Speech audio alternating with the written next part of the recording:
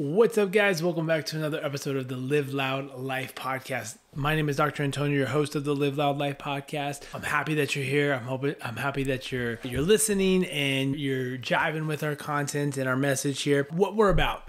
If you're new here, our role is to help guide you to the adventurous life that you're made for. Obviously, being chiropractors and coaches, we do that through a multitude of different approaches. But we try to meet you where we are. And that's a little bit of foreshadowing into what we're talking about today.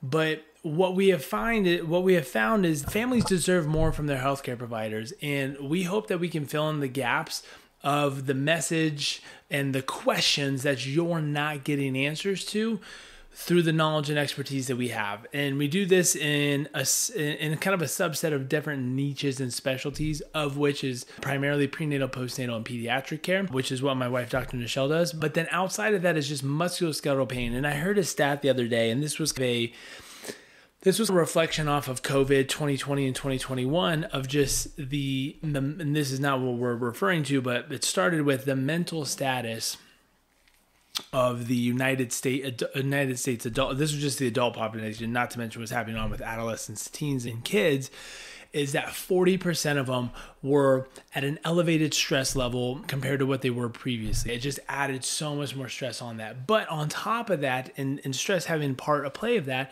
is at any given point in time, it's estimated that 35% of us are dealing with some form of musculoskeletal pain.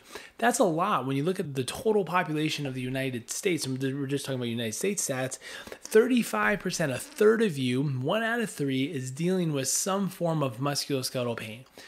Now, we know that a lot of this is being mismanaged, i.e. there's an opioid and pain medication crisis. Not to mention what's going on with fentanyl from a drug perspective of what's being prevalent on the streets as well, is there is a crisis around how to manage pain. And most of this is dealt with a numb suppressing approach. When in reality, when we have a better understanding of what pain actually is and what's happening, we can take grasp and form some form of autonomy around our pain. Now, there are a subset of cases, obviously, I always say this because someone's like, oh, what about this? What about this?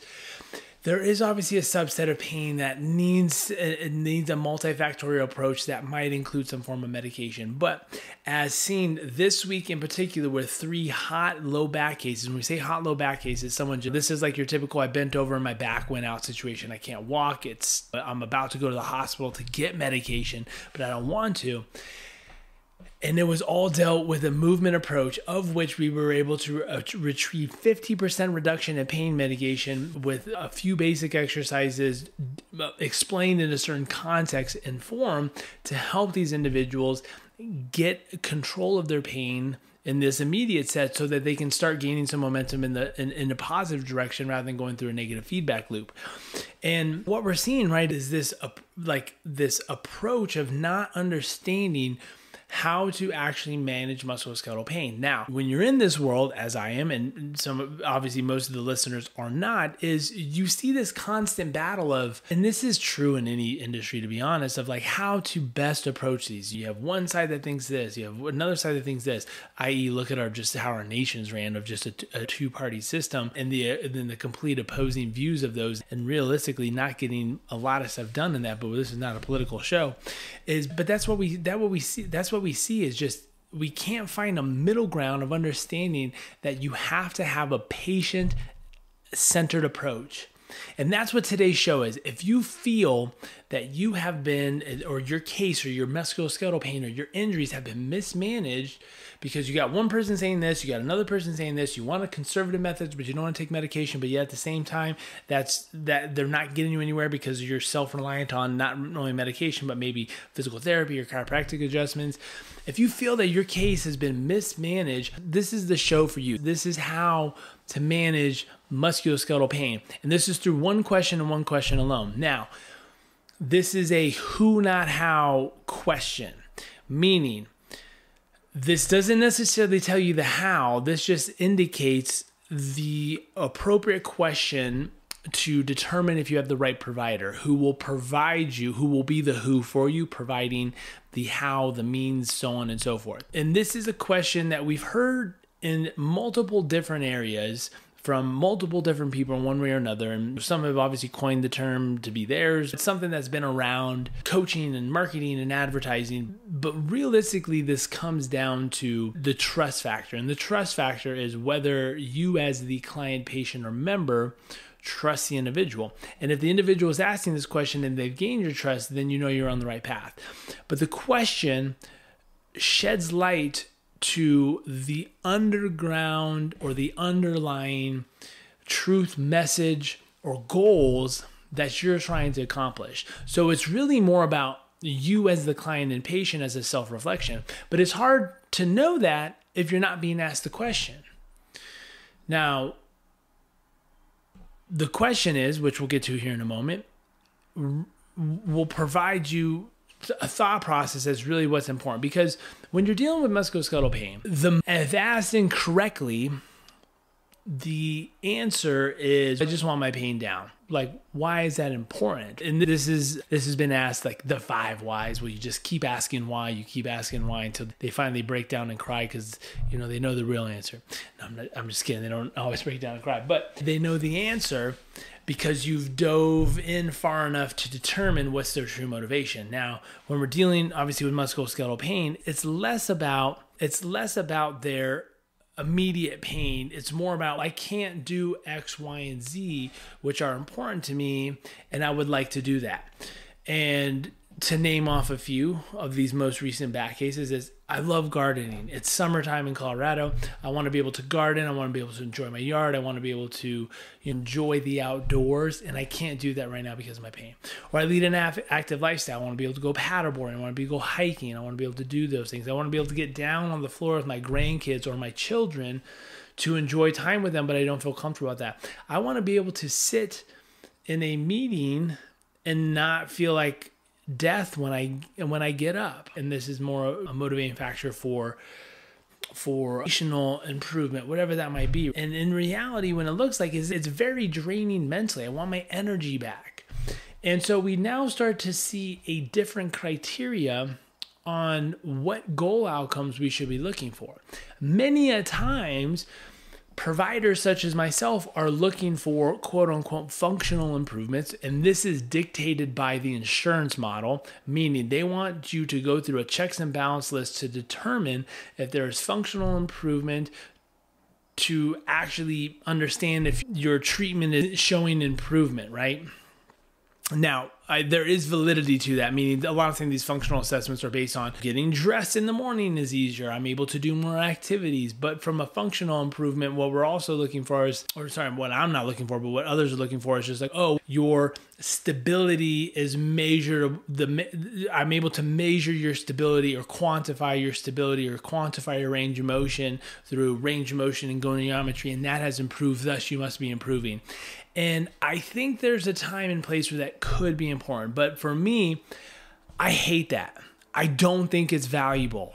I don't think there's a lot of great carryover to the conversation to you as a client, member, or patient of really understanding what that even means. Now, I could say, yeah, you look like you have about 30 degrees range of motion, and I can ballpark that and describe it, but it has to be put into the total narrative of what we're actually trying to do, i.e. your goals of getting back to X, Y, and Z. So I always ask, what are the things that you want to be able to return back to? Because that gives me a clear defined movement pattern or criteria of which we're trying to achieve, and then we mold and blend our treatment approach to be able to do that. So i.e. if you want to be able to do gardening, well, oftentimes you have to pick up like a bag of mulch or some compost or something like that. Could weigh anywhere between 30, 50, or maybe more. Here's a kettlebell. I'm going to teach you how to pick up an odd object or a box or something like that weighs a certain amount, and that way you gain a specific parameter, idea, and feeling, and more context around how to move, navigate, and manage the pain that you currently have, but then also in the future to reduce it. Now,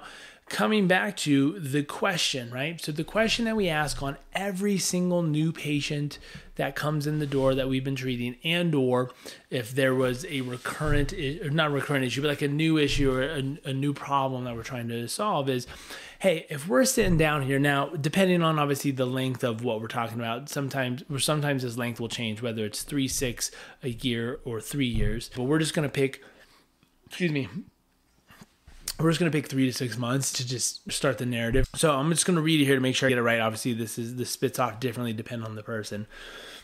But if we're sitting down here having the same conversation 3 months from now, and you're looking back over the past few months, what has to happen for you to actually feel confident or happy about the progress that you've made in your recovery to make sure that this was a successful investment in your time, energy, and money? And then I just wait. This is an open-ended question to allow you describe what's important in your life. What are the things that you can reflect upon that you really want and that are really important? And oftentimes this is described in a way that is not forced upon. Someone will ask you, like, do you want to be able to do this? Do you want to be able to do, oh yeah, that would be nice. That's not motivating enough for you. And it's not that motivation is the key to this, but if I'm able to tap into and understand realistically what things you want to be able to do, I can better approach that. Now, this is the question, again, that every single healthcare provider should be asking, whether you're coming in for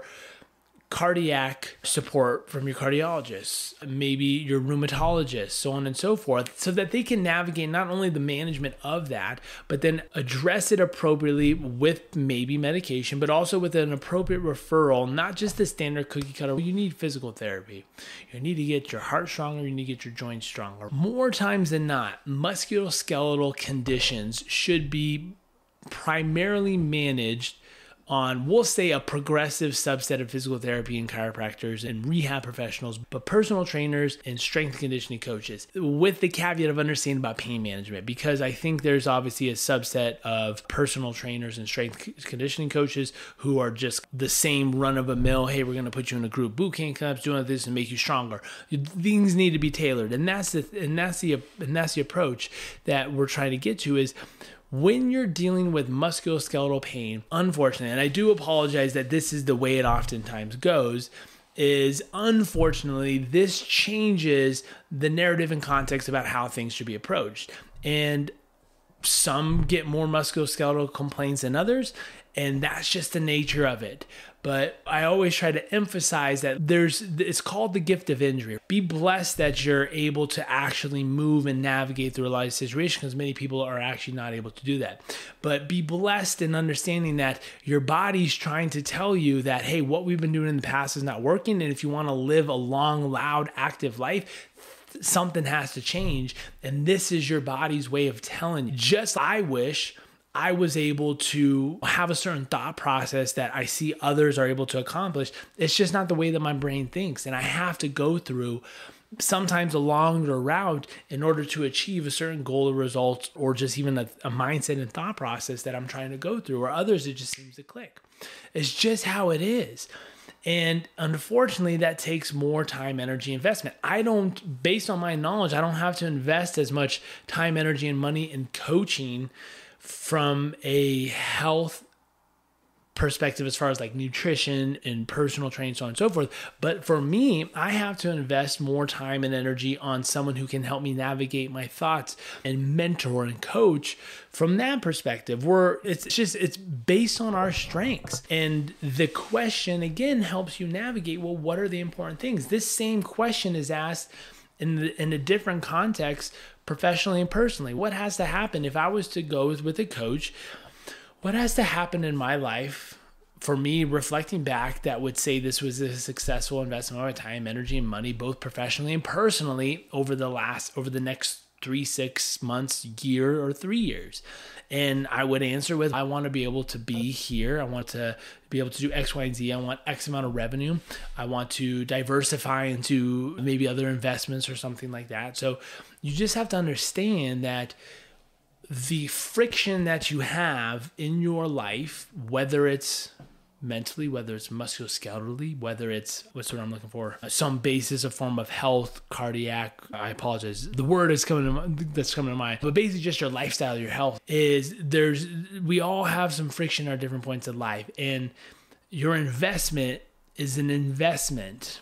Your payment is not a cost, it's an investment, but the due diligence of making sure investment is properly allocated should be navigated through questions such as this. If someone's just going through this, checking on the boxes, saying, yeah, we can help you, this is pretty standard, here's our protocol, so on and so forth, that's not what you're looking for. You're investing a lot in this, and your provider should be diving in and trying to understand what your goals and motivations are in relation to your musculoskeletal pain and why that's preventing you from being able to do that, so that they can bridge and connect the gaps to get you back to that quickly. Obviously is very motivating, but more importantly is getting you back to that with the utmost confidence in whatever you're dealing with before. So for instance, in that case before of gardening and lower back pain, my patient Michelle that I was dealing with, it was not about getting her back to gardening. It was getting her back to a point where she felt confident in any sort of gardening task that she would come past.